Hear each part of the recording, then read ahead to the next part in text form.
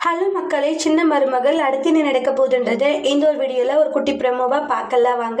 அதுக்கு முன்னாடி நீங்கள் நம்மளோட சேனலுக்கு இதான் ஃபர்ஸ்ட் டைம் வரதா இருந்தால் நம்மளோட சேனலை நீங்கள் சப்ஸ்கிரைபர் பண்ணிக்கோங்க, பக்கத்தில் பெல் ஐக்கானையும் கிளிக் பண்ணிக்கோங்க. வாங்க வீடியோக்குள்ளே போகலாம். தமிழ் செல்வியுடைய ஒவ்வொரு ஆசைகளுமே நம்ம சேதும் நிறைவேற்றிட்டாங்க. இன்னொரு பக்கம் பார்த்தீங்கன்னா மறுபடியுமே ராஜாங்கத்துக்கு ஒரு ஃபீலிங் இருந்துக்கிட்டே இருக்கு. ஈஸ்வரி சொல்லியிருக்காங்க இந்த மாதிரி வேண்டுதலை நம்ம அப்போ கூட நல்லபடியாக முடிக்கல மாமான்றாங்க. நம்ம பாதி வழியிலே போய் முடிச்சுட்டு வந்துட்டோம். ஆனால் அவர் சொன்ன மாதிரி கோவிலுக்குள்ளே போயிட்டு அந்த தரிசனம் பார்த்துட்டு வரல. அப்போ அந்த வேண்டுதலை நம்ம சரியாக முடிச்ச மாதிரி அர்த்தம் இல்லை அப்படின்ற மாதிரி ஈஸ்வரி சொல்லியிருப்பாங்க.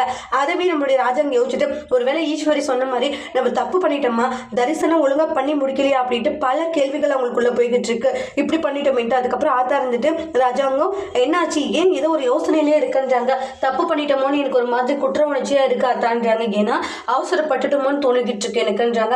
அதெல்லாம் ஒன்றும் இல்லை, சும்மா அதெல்லாம் நினைச்சிட்டு இருக்காது. அந்த ஈஸ்வரி தான் வாய்க்கு வந்தபடி பேசிட்டு இருக்கால, நீ என்னடா அவளோட பேச்சை கேட்டு இந்த அளவுக்கு ஃபீல் பண்ணிட்டு இருக்க, அதெல்லாம் ஒன்றும் இல்லைன்னு சமாதானப்படுத்துறாங்க.